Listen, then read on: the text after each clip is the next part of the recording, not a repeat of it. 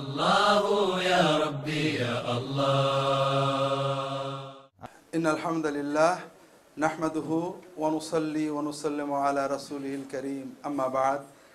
সম্মানিত সভাপতি, সম্মানিত অতিথিবৃন্দ, আসলে আমরা তো ওয়াজ করি ময়দানে সাধারণ মানুষের সামনে, আর আজকে আপনারা এখানে সবাই বড় বড় ওয়ায়েজ, বড় বড় প্রাজ্ঞ পণ্ডিত আলেম, বিভিন্ন মাদ্রাসার মুহাদ্দিস ফকি প্রিন্সিপাল।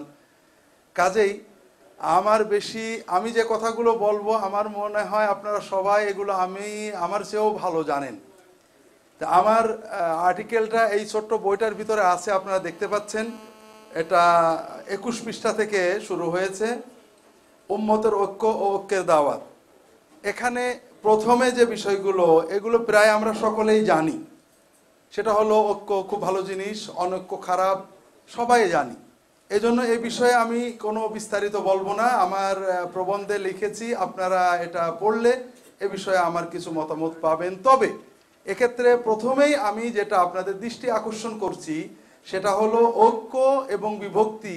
আমার যতটুকু অনুভূতি এবং জ্ঞান, এটা মূলত কলবি আমল। আমার অনেক সময় ঐক্য বলতে মনে করি সবাই এক জায়গায় হয়ে যাওয়া। আমার কাছে মনে হয়েছে কোরআন সুন্নাহর আলোকে, সালফে সালেহিনের আকওয়ালের আলোকে, যে ঐক্যের জন্য ইসলামের মূল পরিভাষা হলো জামায়াত। আমরা সাধারণভাবে জামায়াত বলতে দল বুঝি, দলবদ্ধতা বুঝি। এটা একেবারে খারাপ বলছি না, তবে দল বলতে আমরা অনেক সময় একটা নির্দিষ্ট গ্রুপ বুঝি। দল, গ্রুপের আরবি হলো হিজব, আর দলাদলি হলো তাহাজ্জুব আর ফিরকা। জামাত, জামান, এটাকে একত্রিত থাকা।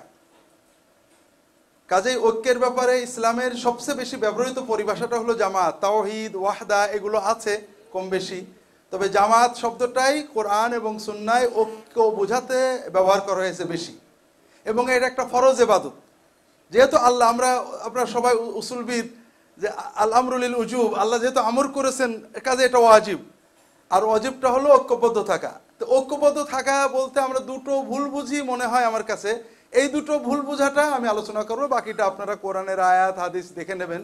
একটা হলো আমরা এটাকে সাধারণত মনে করি দৈহিক এক জায়গা হওয়া, আর কোরআন এবং সুন্নাহর আলোকে যেটা বোঝা যায় এটা একটা জামায়াত বা ঐক্য হলো একটা ইতিকাদি ইবাদত। কারণ আল্লাহ তাআলা বলছেন, ওয়াতাসিমু বিহাবলিল্লাহি জামিআ ওয়া লা তাফাররাকু ওয়াযকুরু নি'মাতাল্লাহি আলাইকুম ইয কুনতুম আদাআন ফাআল্লাফা বাইনা কুলুবিকুম ফাআসবাহতুম বিনি'মাতিহি ইখওয়ানা। আমরা এই আয়াতে, যেহেতু আপনারা উলামায়ে কেরাম, আয়াতের অর্থ সবাই জানেন। আল্লাহ তাআলা বলছেন কি, যে তোমরা শত্রু ছিলে, তাহলে পরস্পরের শত্রুতা, হৃদয়ের ভিতরে শত্রুতা পোষণ করা, বিভক্তি পোষণ করা, ও আমার দলের নয়, ও অন্য, আমি এবং সে ভিন্ন, এই চিন্তাটা পোষণ করা হলো ইফতিরাক, তাফাররুক। আর আল্লাফা বাইনা কুলুবিকুম, তোমাদের কালবের ভিতরে উলফত তৈরি হলো, পরস্পরের ভিতরে সম্প্রীতি তৈরি হলো, সৌহার্দ্য তৈরি হলো। ফাসবাহতুম বিনি'মাতিহি ইখওয়ানান, সবাই ভাই হয়ে গেলে, পরস্পরের প্রতি যে ভ্রাতৃত্বের অনুভূতি, দুনিয়ার যে প্রান্তেই থাক আমি মনে করছি সে আমার ভাই, এইটা হলো জামায়াত। কোরআনের এই আয়াত থেকে আমরা এটাই উপলব্ধি করি, এবং রাসূলুল্লাহ সাল্লাল্লাহু আলাইহি ওয়াসাল্লামের অগণিত হাদিস থেকে, এবং যে কথাটা আমরা সবসময় বলি, আস-সুন্নাতু ওয়াল জামাআহ, আহলুস সুন্নাত ওয়াল জামাআহ, সাহাবীদের যুগ থেকে পরিভাষা ব্যবহার হচ্ছে। এটা বলতে তারা নির্দিষ্ট কোনো এক জায়গায় একত্রিত দলের একটা আমির, এইগুলো বোঝাননি। চেতনার ভিতরে সবাইকে এক মনে করার যে অনুভূতি, এটা বুঝিয়েছেন। কাজেই আল জামাআহ এটা একটা কলবি ইতিকাদি ইবাদত। আমরা যদি অন্তত মুসলমান ইসলামত্বকে, ঈমানকে সর্বোচ্চ গুরুত্ব দিয়ে এটা বিশ্বাস করতে থাকি যে সব মুসলমান আমার ভাই, আমার সাথে তার মতের অমিল আছে, কিন্তু আমরা এক দল, সেই দলের নাম ইসলাম, তাহলে আমরা জামায়াতের যে ফরজ ইবাদতটা আমার মনে হয় পালন করতে পারি, যেটা আমরা এখন করতে পারছি না। আমি আবারও বলি যে আমরা বিস্তারিত আলাপ করে লাভ নেই, কারণ আমার এখানে যারা আছেন সবাই উলামায়ে কেরাম, এবং উলামায়ে কেরামদের ভিতরে একটা বিশেষ শ্রেণী উলামায়ে কেরাম যারা তাওহীদকে, সুন্নতকে, শরিয়াতকে গুরুত্ব দেন। কাজেই বিষয়গুলো আপনারা সবাই জানেন। এটা হলো একটা বিষয়। দ্বিতীয় বিষয় হলো, আমরা জামায়াত এবং ইফতিরাকের ক্ষেত্রে বাকি বিষয়গুলো আপনারা পড়ে নেবেন। ইফতিরাকের ক্ষেত্রে আমরা আরেকটা বিষয়ে মাঝে মাঝে আমরা হয়তো অস্পষ্ট হয়ে যাই, যেটা আমার আগেও মহতারাম আলোচক আলোচনা করেছেন, ইখতিলাফ মতভেদ আর ইফতিরাক বিচ্ছিন্নতা বিভক্তি এক না। মতভেদ থাকবেই, এটা মানবীয় প্রকৃতি। মানুষ আছে মানে স্বামী স্ত্রী মতভেদ আছে, এজন্য বিচ্ছিন্ন হয় না তারা। ভাই ভাই মতভেদ আছে, বিচ্ছিন্ন হলে খারাপ হয়। বাপ বেটায় মতভেদ আছে, বিচ্ছিন্ন হলে খারাপ বলে।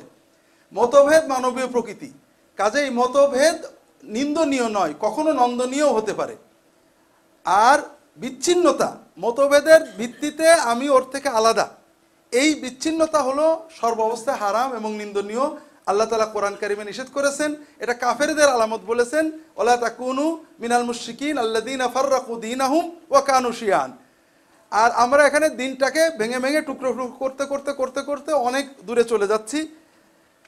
এই দুটো বিষয় আমি আপনাদের দৃষ্টি আকর্ষণ করলাম। আমাদের ঐক্য নষ্ট হওয়ার কারণ কি? আমরা অনেক তাত্ত্বিক কথা বলেছি, আমি তাত্ত্বিকে বেশি যেতে চাচ্ছি না। আমি এখানে ঐক্য বিনষ্ট হওয়ার কতগুলো কারণ আপনাদের সামনে আপনাদের সদয় বিবেচনার জন্য দিয়েছি, কারণ আপনারা সবাই উলামায়ে কেরাম। প্রথমত আমরা জানি ঐক্য নষ্ট হওয়ার মূল বিষয় হলো বিশ্বাসের চেতনার অনৈক্য। মানুষ যখন বিশ্বাস ভিন্ন হয়ে যায়, তাকে আর নিজ দল মনে করতে পারে না। সে রাজনৈতিক বিশ্বাস হোক, ধর্মের বিশ্বাস হোক, যে কোনো বিশ্বাস যখন বলে যে সে আমার মতের বাইরে, এজন্য আকিদার বিশ্বাসের কারণে, আকিদার বিভক্তির কারণে, আকিদার মতভেদের কারণে বিভক্তি মুসলিম উম্মায় পুরনো। সাহাবীদের যুগ থেকেই খারেজিরা তৈরি হয়েছে, শিয়ারা তৈরি হয়েছে আলী রাদিয়াল্লাহু সময়ই, আপনারা জানেন। এরপরে সাহাবীরা বেঁচে থাকতে জাহামি, মুতাজিলি ইত্যাদি, জাহামি এবং কাদারি এরা এসেছে। এগুলো আকিদাগত, মতের বিশ্বাসগত। কিন্তু বর্তমান যুগে আমাদের যে বিভক্তি, এটা বিশ্বাসের চেয়েও কর্মগত বেশি হয়ে গেছে।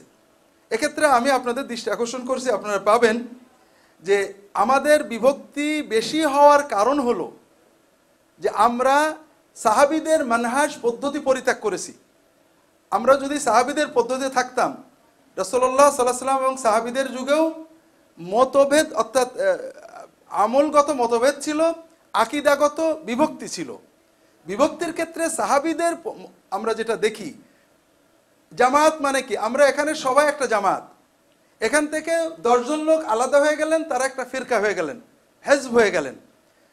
ওই যারা চলে গেলেন তারা এই বাকি লোকদেরকে অন্য দল, এরা ঠিক না মনে করছে। কিন্তু সাহাবীরা ওই বেরিয়ে যাওয়া লোকদেরকেও নিজেদের ভাই মনে করেছেন। খারেজিরা আপনারা জানেন ইসলামের সবচেয়ে বেশি পিউরিটান, সবচেয়ে বেশি ইবাদতকারী, সবচেয়ে বেশি তাহাজ্জুদ গুজার, সবচেয়ে বেশি কোরআন পাঠকারী, সবচেয়ে বেশি হিংস্র উগ্রদল।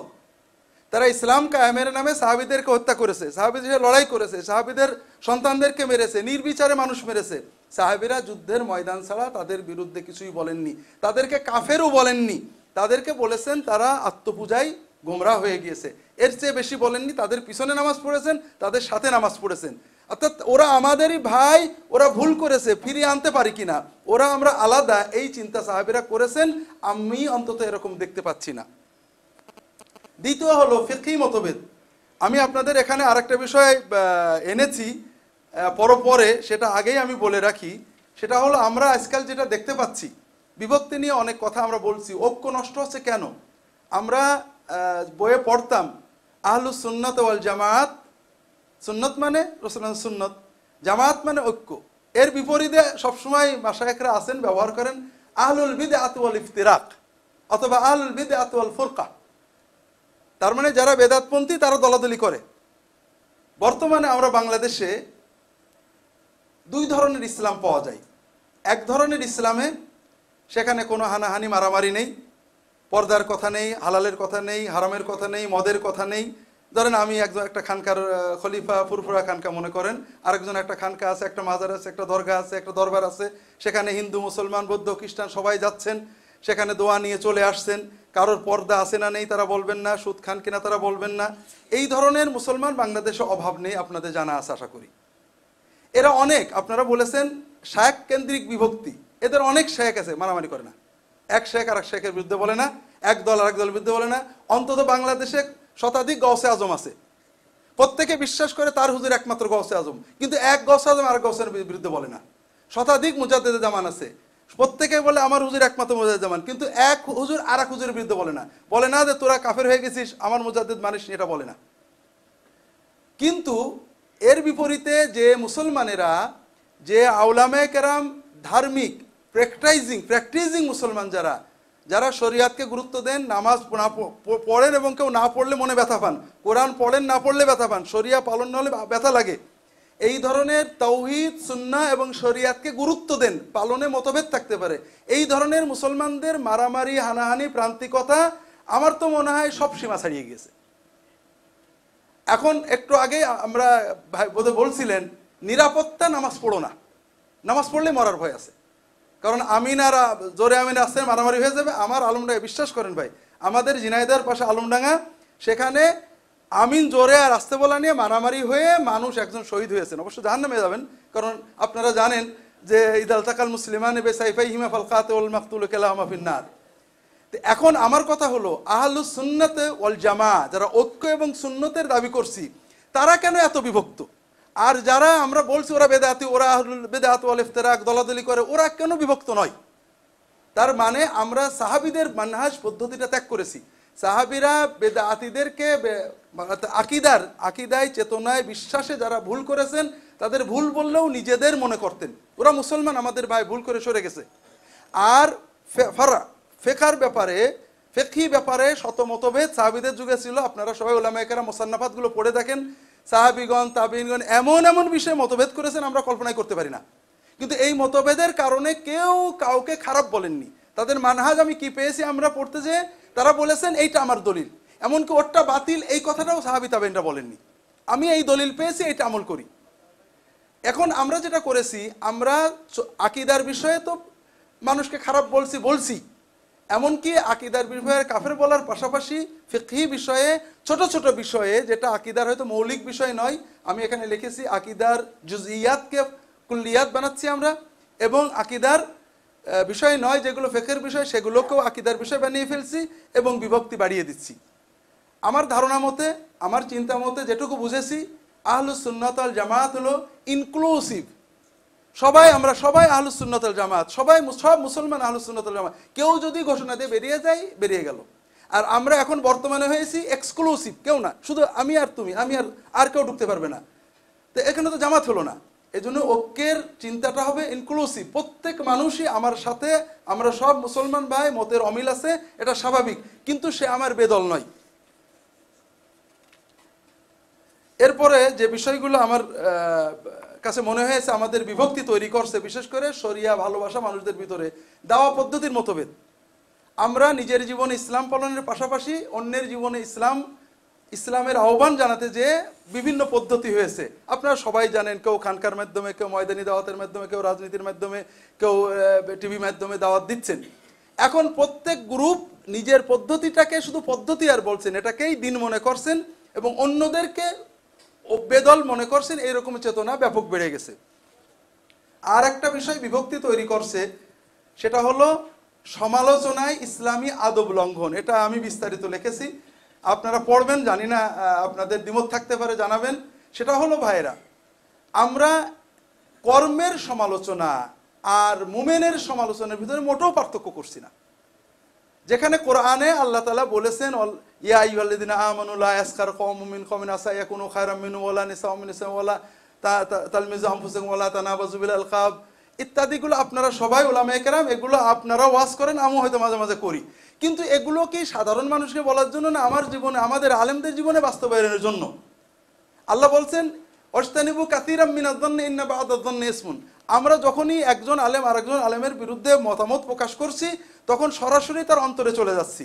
অনেক আলেম আছে নিজেদের এই প্রমাণ করার জন্য, নিজেদের সুবিধার জন্য, অর্থাৎ তার অন্তরে কি আছে আমি অভিযোগ করছি, অথচ আল্লাহ বলছেন ইজতানিবু কাসীরাম মিনায-যন্নি, ধারণা করো না, তুমি কল ফেটে দেখোনি। আমরা ইসলামী আদব লঙ্ঘন করছি দুইভাবে। আমার কাছে মনে হয়েছে যে আমরা আমাদের করণীয় চিন্তা করছি, সেটা হলো যে মতভেদ থাকবে ভাই, আমরা 1000 বছরের মতভেদ 1000 দিনেও মেটাতে পারবো না। কিন্তু আমি যদি কোনো কর্মের সমালোচনা করি, আমার ধারণায় দুটো জিনিস ইসলাম শিখিয়েছে আমাদের। একটা হলো সমালোচনার ক্ষেত্রে আমি এমন কথা বলবো না যেটা মানুষকে আহত করে। যেখানে কোরআন বলছে যে অন্য ধর্মের মানুষদের আঘাত দিয়ে কথা বলো না, আপনারা সবাই পড়েছেন, ইমাম ইবনে আবিল আজ হানাফি শারহুল আকিদা তাহাবে লিখেছেন, যেখানে আল্লাহ কোরআনে বলেছেন ওয়ালা তুজাদিলু আহলাল কিতাবি ইল্লা বিল্লাতি আহসান, আহলে কিতাব অন্য ধর্মের অনুসারীদের ইহুদি নাসারাদের সাথে যদি বিতর্ক করো, বেয়াদবিমূলক কথা বলো না, তারা যা বলবে তার চেয়ে উত্তম কথা তুমি বলবে। সেখানে আহলুল কিতাব ও সুন্নাহ মুসলিমিন সাহেবু শাহাদাতাইন তার ব্যাপারে, আলেমদের ব্যাপারে আমরা এমনভাবে কথা বলছি যা হৃদয়ের ভিতরে অবজ্ঞা তৈরি করছে, মুখেও বলছি কর্মও হচ্ছে। এটা কিভাবে হতে পারে? এই জন্য আমার অনুরোধ হলো, যেটা আমার এখানে বলতে চেষ্টা করেছি, সেটা হলো আমরা সমালোচনা করব প্রথমত কর্মের, কোনো ব্যক্তির নয়। যদি ব্যক্তির সমালোচনা হয়, রাসূলুল্লাহ সাল্লাল্লাহু আলাইহি ওয়াসাল্লাম যেভাবে বলতেন ইন্না মিনকুম মুনাফিরিন, তোমাদের ভিতর কেউ কেউ, নট দ্য নাম বলে নয়। দ্বিতীয়ত যখন আমরা বলবো একটু দরজা রেখে বলবো, অর্থাৎ এমন যদি বলি এই কাজ যারা করছে তাদের আর কোনো দরজাই নেই। ইসলাম এইভাবে সাহাবীরা বিশেষ করে ফিকহি ব্যাপারে, এমনকি আকীদার ব্যাপারেও এই ধরনের প্রান্তিকতায় জাননি বলে আমার কাছে মনে হয়েছে। আপনারা যদি বিষয়টা চিন্তা করেন হয়তো আরও কিছু বিষয় জানবেন। ইমানি ভ্রাতৃত্বের অবমূল্যায়ন, অর্থাৎ আমাদের ভিতরে ইমান আছে, স্বীকার করছি, একজন মানুষ মুমেন, আমি তাকে কাফের বলতে পারছি না। এখানেও সাহাবীদের সাথে আমাদের ভিন্নতা আছে। তাদের কথা ছিল মানুষকে কিভাবে মোমেন বলা যায়। যেমন আলী রাদিয়াল্লাহু তাআলার বিরুদ্ধে যুদ্ধ করেছে খারেজিরা, শেষ পর্যন্ত তাকে হত্যাও করেছে, অ্যাসাসিন করেছে, তার সৈন্য মেরেছে, তার আত্মীয় স্বজন মেরেছে, খাঁটি মুসলমান সাহাবীদের হত্যা করেছে। তারপরেও আলী বলছেন না ওরা কাফের নয়, ওদেরকে কি করে আমি কাফের বলবো? তাহলে ওরা কি? ওরা উগ্রতার কারণে বিভ্রান্ত হয়ে গিয়েছে, এর চেয়ে বড় বলতে পারেননি তিনি। আর আমরা মানুষদেরকে ঠেলে বের করে দেওয়ার জন্য, অর্থাৎ ইমানদারকে ইমানদার না বানিয়ে কাফের বানানোর জন্য প্রান্তিকতায় চলে যাচ্ছে। আমরা মাঝে মাঝে মশকরা করে বলি যে আমাদের দেশে অনেক বিষয়ে মতভেদ থাকলেও একটা বিষয়ে কোনো মতভেদ নেই, আর সেটা হলো বাংলাদেশের সব মুসলমান দোজখে যাবে। এ ব্যাপারে কারোর কোনো মতভেদ নেই ভাই, কারণ আমি বলছি আপনি বলছেন আমি, সব মিলিয়ে দেখা যাবে যে একজন মুসলমানও বেহেশতে যাওয়ার মতো নেই। কারণ বেহেশতের জিম্মাদারি মনে হয় আমরা নিয়ে নিয়েছি। আল্লাহু আকবার। আমরা কেন এরকম বলবো? আমরা বলতে পারি যে এইটা যার ইমানের স্বীকৃতি দিচ্ছি, আমি একজন মানুষ অনেক অপরাধ করে কিন্তু তার ইমানটা গেল কোথায়? তার ইমান আমার সামনে পাহাড়ের মতো দাঁড়াবে না, সেই তার ভিতরে অন্তত আল্লাহকে একমাত্র মাহবুদ মেনেছে, মুহাম্মদ নবী মেনেছে। ভুলভ্রান্তি হতে পারে কিন্তু এই ইমানটা তো সবচেয়ে বড় ওজনের, আমার সামনে পাহাড়ের মতো দাঁড়িয়ে আছে। আমি তার বিরুদ্ধে অনেক কথা বলতে পারি কিন্তু তাকে অবজ্ঞা করতে পারি না। এই ইমানি ভ্রাতৃত্বের আমরা অবমূল্যায়ন করছি বিভিন্নভাবে, বিভিন্ন পদ্ধতিগুলো বলা হয়েছে, দরবারি কারণে, ফিকহি কারণে, মাযহাবী কারণে, যেভাবেই হোক আমরা ইমানি ভ্রাতৃত্বকে অবমূল্যায়ন করছি। আরেকটা জিনিস আমি লক্ষ্য করেছি, আমি গুনাহগার, দীর্ঘদিন ধরে যা বলি কই, এখন তো ডিজিটাল যুগ, অনেক কথাই আর মুছে ফেলা যায় না, এখন সবই থেকে যায়। তো আমি এই কিছু গোলালো মার্কা কথা সবসময় বলে থাকি। তো এই গোলালো বলতে যে যাদের কাছে বলি তারা সবসময় কি করেন, অন্যদের প্রান্তিকদের অজুহাত দেন। আমি যখন হয়তো সালাফি মানহাজের, আহলে হাদিস মানহাজের কাউকে বলি যে ভাই একটু রয়েস হয়ে বলতে হয়, ঠিক আছে এটা আপনি বলেন যে এটা সহি আপনি পেয়েছেন, কিন্তু ওইটা করলে নামাজ হবে না বা ওটা একেবারে কিছু না বলে একটু রয়েস হয়ে বলেন, অথবা অন্তত গালি দিয়েন না। তারা বলবে ওই দেখেন হানাফিদের অমুক জায়গায় এই কথা বলেছে, অর্থাৎ হানাফিদের একজন মহাপাপ করেছে, কাজে আমার জন্য আর একটা মহাপাপ জায়েজ হয়ে গেল। আমি হানাফিদের একই কথা, একই উত্তর ওখানে যেও পাই যে আমাদের তো কোনো দোষ নেই, ওরা এটা বলছে। তো এই জন্য একজনের গুনার অজুহাতে আর একজন আমরা গুনাহ করব, এটা আমার মনে হয় ঠিক কথা নয়। আরেকটা জিনিস হলো, আমরা ঐক্য বলতে সাধারণত একমত বুঝাই, আর এটা আমাদের অনেক চেষ্টা নষ্ট করে দেয়। ঐক্য বলতে একমত নয়, ঐক্য বলতে পরস্পরের হৃদয়ে শ্রদ্ধাবোধ, আমরা সবাই যে একই ইসলামের অনুসারী এই বিশ্বাস চেতনা, এতেকাদি ইবাদত। কাজেই একমত আমরা হব না, কিন্তু বিচ্ছিন্নতা হয়তো দূর করা সম্ভব হবে। এখানে আরো কিছু কথা আছে, আহলুস সুন্নাত ওয়াল জামাত, আহলুল বিদআত ওয়াল ইফতিরাক, আপনারা পড়বেন। বিভক্তির পরিণতি এবং বর্তমান অবস্থা, ভবিষ্যৎ ধারণা, একটা পয়েন্ট আছে এখানে, আপনারা বইয়ে পড়বেন। আমরা ময়দানে কাজ করি, বিভক্তির কারণে যেটা হচ্ছে আপনাদের আগেই বলেছি, আমরা তাত্ত্বিক কথা বলছি না, প্র্যাকটিক্যাল কিছু কথা আপনাদের বোঝানোর চেষ্টা করছি, শেয়ার করছি আপনারা ওলামায়ে কেরাম। সেটা হলো আমাদের বিভক্তি কিন্তু নন প্র্যাকটিসিং মুসলমানদের ভিতরে না, তারা মাশাআল্লাহ নিরাপদে আছেন। আমার কাছে একজন বিশ্ববিদ্যালয়ের ছেলে ধরছে, স্যার অনেকদিন আপনাকে খুঁজে বেড়াচ্ছি, স্যার আমার মা একটা প্রশ্ন করতে পাঠিয়েছে যে পুরুষ নারীর নামাজে পার্থক্য আছে কিনা। কেন বাবা, কি সমস্যা? খুব সমস্যা আছে আমাদের এলাকায় এই নিয়ে। তোরা ঠিক আছে, তোর আম্মাকে বলো নামাজটা বাদ দিয়ে দিতে, কারণ বেনামাজিদের কোনো সমস্যা নেই, আল্লাহর রহমতে বিশ্বাস করেন বেনামাজিদের কোনো সমস্যা নেই, খুব ভালো আছে তারা। তো এখন বিষয় হলো যে বর্তমানে যেটা হয়েছে, যারা প্র্যাকটিসিং না তারা তো প্রত্যেকে যার যার বিষয় নিয়ে আসেন। প্র্যাকটিসিং মুসলমান যারা, তারা আমরা এত বেশি ঝগড়া করছি। আমি ময়দানে কিছু কাজ করি, এটা আল্লাহ ভালো মন্দ জানেন। বর্তমানে বাংলাদেশে গ্রামে গঞ্জে গেলে দেখবেন মুসলমান বহু গুণে খ্রিস্টান হচ্ছে। এছাড়া কাদিয়ানি, শিয়া, বাহাই, কোরআনপন্থী বিভিন্ন মানে অ্যাকিউট বিভ্রান্তি সমাজে ছড়াচ্ছে। আমরা যখন সমাজে যে এই দুই শ্রেণীর প্র্যাকটিসিং মুসলমান আলেমদের সাথে কথা বলি, এখানে লিখেছি আপনাদের বলে একটু শেয়ার করি।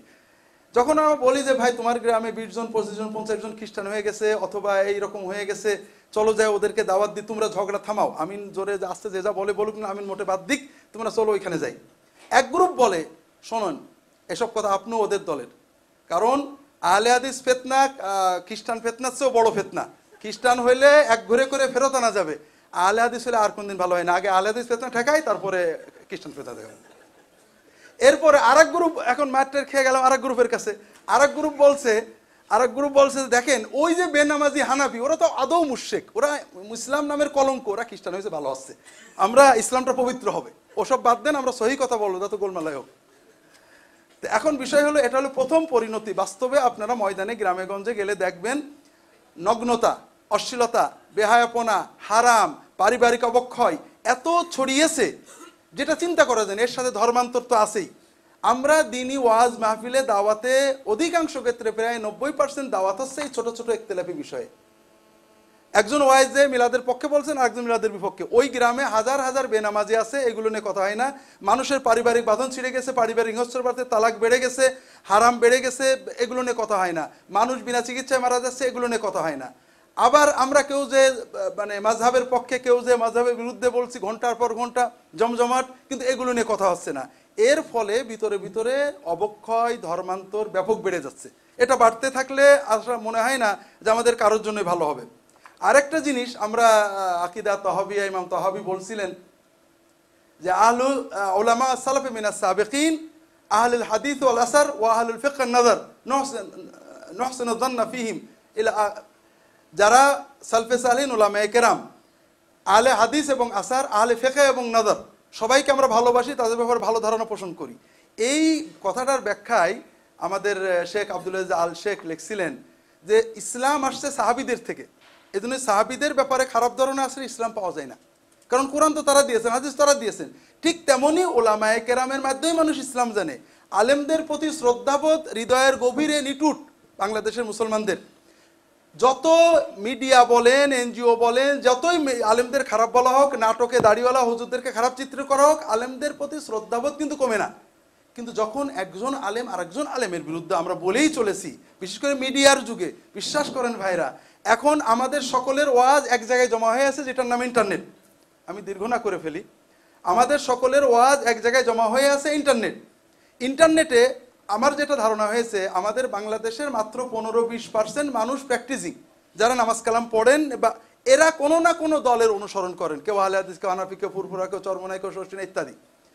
আর বাকি সাধারণ মুসলমান ইসলাম ভালোবাসে, মাঝে সাঝে নামাজ পড়ে, মাঝে মাঝে পড়েও না, কিন্তু ঈমান আছে। নির্দিষ্ট একটা সমস্যায় সে অস্থির হয়ে যায়, ইসলাম কি বলে, হয় বউয়ের সাথে ঝগড়া হয়েছে, নাহলে বাপের সাথে সমস্যা হয়েছে, অথবা চাকরি নিয়ে সমস্যা হয়েছে, সে ইসলামের একটা সমাধান চায়। সে হয়তো নামাজও ঠিক করে পড়ে না, কিন্তু তার ভিতর ঈমান আছে, ইসলামের সমাধান সে চায়। এখন সে ইসলামের সমাধান খুঁজতে আলেম সার্চ করে। সে দেখা গেলো আব্দুল্লাহ জাহাঙ্গীর, ইহুদিন আসারের দালাল, অমক ইহুদিন আসাদ, অমক ইহুদিন আসাদ, অমক এত অমক, অর্থাৎ সমাজের যত আলেম ভালো আছেন প্রত্যেকের ব্যাপারেই সে খারাপ কথাগুলো পাবে। একমাত্র একান্ত যারা শরিয়াত মানে না, একেবারেই নগ্নতা নিয়ে আসেন, তাদের ব্যাপারে কোনো খারাপ কথা পাবে না। তাহলে এই সকল আলেমদের চরিত্রহননের মাধ্যমে আমরা কি করছি?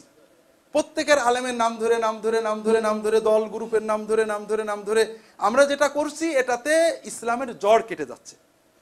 আমার কাছে মনে হয়েছে, আমি একবার টিভিতে তাকে বলছিলাম, একজন কোহর আপত্তি করছিলেন যে আমরা দুটো জিনিস বলে ভুল করছি। একটা হলো আমরা সহিহ হাদিস মতো চলতে হবে, এটা ঠিক কথা। আরেকটা যখন বলি দেশের মানুষ কেউ কিছু বোঝে না, আলেম ওলামা কেউ কিছু বোঝে না, এটাতে কি হয়, সাধারণ যুবক, সাধারণ মানুষদের ভিতরে আলেমদের সাথে যে নাড়ি, এটা কেটে যায়, সে অস্থির হয়ে যায়। আমরা সমাজে দেখেছি, একজন মানুষ একটা কোরআন নিয়ে গেছে। আমাদের দেশে যে খ্রিস্টান মিশনারি কর্মতৎপরতা আছে, তার একটা হলো মোবাইলের মাধ্যমে। আমার ঝিনাইদহে একটা ছেলে ইঞ্জিনিয়ার, আইটি ইঞ্জিনিয়ার, একটা কোম্পানির আইটি বিশেষজ্ঞ, তাকে কোম্পানি দিয়েছে, স্কাইপ দিয়েছে ফ্রি। সে আসছে যেভাবেই হোক, তার ওই স্কাইপিতে চ্যাট করে বিভিন্ন এলাকার ওই প্যারাগুয়ে, উরুগুয়ে, বিভিন্ন জায়গার, তুমি আর কি ধর্ম, আমার বাড়ি উরুগুয়ে, আমার ধর্ম খ্রিস্টান, তোমার ধর্ম কি, কোনোদিন শুনিনি। এরা সবাই ট্রেন্ড প্রিচার খ্রিস্টান। এরপরে তারা প্রশ্ন করে, প্রশ্ন কি, আমার কাছে প্রশ্ন নিয়ে আসছে এক গাদা। প্রশ্ন হলো, অনেক মানুষ, হু কিল মেনি পিপুল। দ্বিতীয় প্রশ্ন, who order to kill people not for following religion.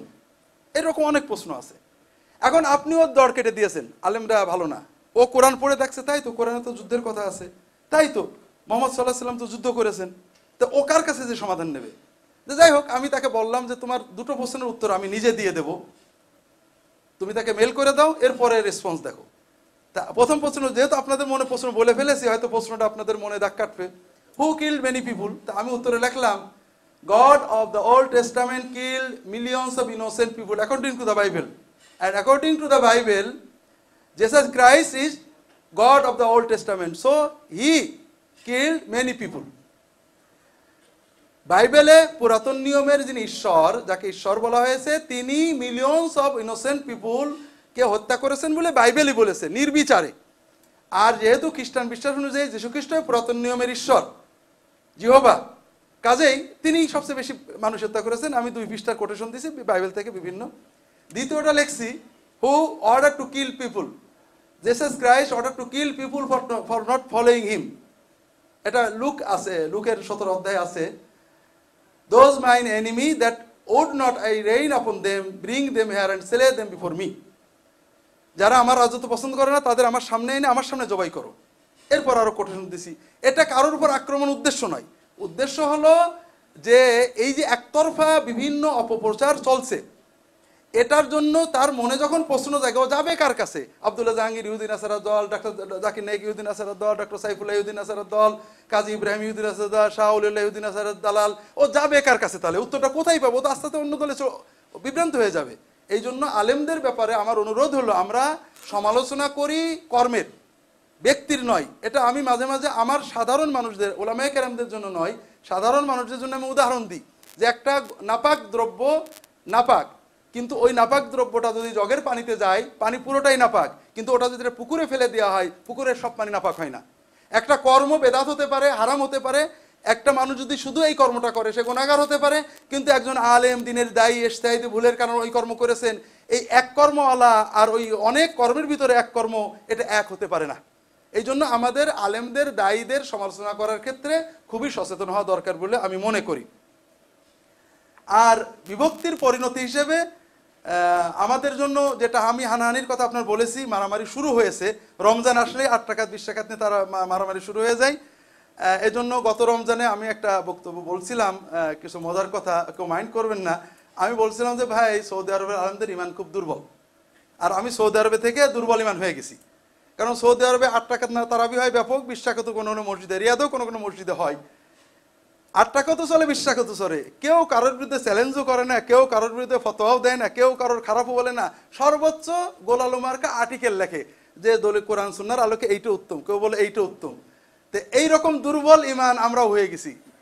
তো এই জন্য ভাইরা, এই যে হানাহানি রক্তারক্তির জন্য আলেমরা দায়ী ভাই, সাধারণ মানুষ না। আমি যখন কড়া করে বলি ওরা নবীর দুশ্মন, আমি যদি কড়া করে বলি ওরা কিছু মানে ওদের, তখন সাধারণ মানুষ উজ্জীবিত হয়ে যায়, ওরা মারামারির জন্য প্রস্তুত হয়ে যায়। এই জন্য হানাহানি রক্তারক্তি যদি না এড়াতে পারি, আমার তো মনে হয় আজ থেকে 20 বছর পরে হানাফি মসজিদ, আহলে হাদিস মসজিদ, এই অমুক দলের মসজিদ, প্রত্যেক মসজিদে পুলিশ দেওয়া লাগবে। তা না হলে আমরা নামাজ পড়তে পারবো না। সমস্যার সমাধানে আমাদের করণীয়, সমস্যার সমাধানে আমাদের করণীয়র ক্ষেত্রে কয়েকটা বিষয় আপনাদের দৃষ্টি আকর্ষণ করার চেষ্টা করেছি। সেটা হলো, এটা সমস্যা কিনা। অনেকে মনে করেন আমি হক কথা বলবো, ফাসদা বিমা তুমার, কাজেই বিভক্তি হলে হবে। কেউ মনে করছেন যে ঐক্য হবে সত্যের উপরে, কাজেই যারা সত্য আমি যেটা বলছি, অন্য সবগুলো ভুল, কাজেই ঐক্য টক্য দরকার নেই, আমি হক কথা বলবো, একসঙ্গে সবাই আমার দলে চলে আসবে। এই ধরনের চিন্তা হলে এটাকে সমস্যা মনে করা হয় না, কিন্তু আমার কাছে এটাকে সমস্যাই মনে হয়। কারণ উম্মতের ভিতরে, বিশেষ করে ধার্মিক মানুষদের ভিতরে যে ধরনের বিভক্তি প্রান্তিকতা আমরা দেখছি, এটা যদি উলামায়ে কেরাম আপনারা সবাই মিলে সহনশীলতা, অন্য না, অন্তত আমি সহনশীল হই, আমি সবাইকে ভালোবাসি, সবাইকে শ্রদ্ধা করতে শিখি, আমার সাথীরা শিখুক। এই জন্য আমরা যদি সমস্যার সমাধানে সচেতন হই, এটা যে কত গুরুত্বপূর্ণ ইবাদত এটা যে অনুভব করি আমার আচরণে এটা প্রকাশ পাবে। তবে আমি বেশি বিষয় লেখিনি, আমি শুধু এখানে সমস্যার সমাধানে একটা বিষয়ের উপরেই গুরুত্ব দিয়েছি অন্যান্য বিষয়ের পাশাপাশি। একটা তো হলো যে এই যে কারণগুলো বললাম, কারণগুলো আমাদের আমরা এখানে যে হয়তো শতাধিক মানুষ আছি, আমরা এই 100, 150, 200 জন দায়ী যদি আপাতত এই কারণগুলো বন্ধ করি, দেখবেন অনেক কমে গেছে ঝগড়া। আমরা যদি সহনশীলভাবে কথা বলি, ভিন্ন মতের আলোচনার পাশাপাশি ভিন্ন মতের মুসলমানদের প্রতি শ্রদ্ধাবোধ জানাই, দেখবেন এটা কমে গেছে। দ্বিতীয় হলো যেটা আমি এখানে বলতে চেয়েছি সেটা হলো আসলে দূরত্ব, অন্তরের দূরত্ব দেহের দূরত্ব থেকে বাড়ে। আর আল্লাহ কোরআন কারিমে বলেছেন যে বিভক্তির কারণ হলো বাগিয়াম বাইনাহুম, বাগাওয়াত, অহংকার, হিংসা, শত্রুতাবোধ অথবা ওর চেয়ে বড় হওয়ার চিন্তা, সবসময় বিভক্তির এটা কারণ। আমরা যখন এক জায়গায় বসি ভাইয়েরা, সালাম দিই, মুসাফা করি, আমাদের মনের দূরত্বটা দূর হয়, পরস্পরের সম্প্রীতি বাড়ে। ওই ওয়াজের মাহফিলে যে খারাপ কথা বলতে দে এই লাগে না, তার সাথে আমি হাসছি, সালাম দিছি। মনে করেন আব্দুর রাজাক বিন ইউসুফ অনেক বড় আলেম, আমি কোনোদিন তাকে দেখিনি, পিস টিভিতে দেখলাম, সালাম করলাম, কোলাকুলি করলাম। এখন আমি যতই মনে যাই তা কোথাও জোরে যে তার বিরুদ্ধে বলতে কষ্ট লাগে, আমি বলি না। আমি এমনি আল্লাহর মতে কারোর বিরুদ্ধে কিছু বলি না। উদাহরণ হিসেবে দিচ্ছি যে আমরা যখন এক জায়গায় বসে থাকবো, মাঝে মাঝে বসবো, মাঝে মাঝে মত বিনিময় হবে, সালাম কালাম হবে, এর দ্বারা আমাদের হৃদয়ের দূরত্ব কমবে। এটা একটা কাজ। দ্বিতীয় যেটা ডক্টর সাইফুল্লাহ বলেছেন যে হেওয়ার, কোনো ভাই প্রশ্ন করেছেন হেওয়ার ইসলামী পরিভাষা কিনা। হেওয়ার কোরআনে আসছে, আপনারা জেনেছেন।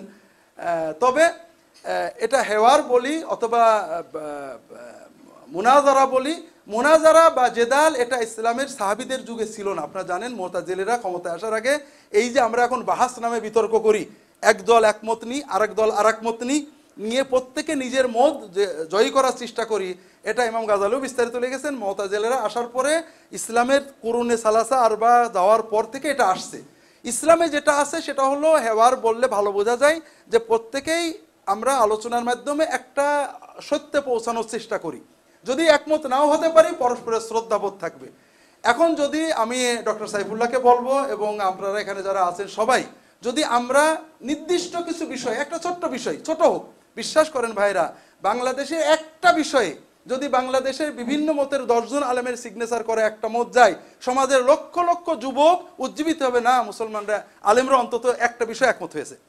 তা আপনারা যদি পারেন এই ধরনের কিছু করা, যে আমরা বিভিন্ন মতের আহলে হাদিস, সালাফি, হানাফি, কওমি, আলিয়া, সৌদি আরব, দারুল উলুম দেওবন্দ, বিভিন্ন মতের আলেমরা একটা বিষয় নিয়ে আলোচনা করবেন সৌহার্দ্যপূর্ণভাবে।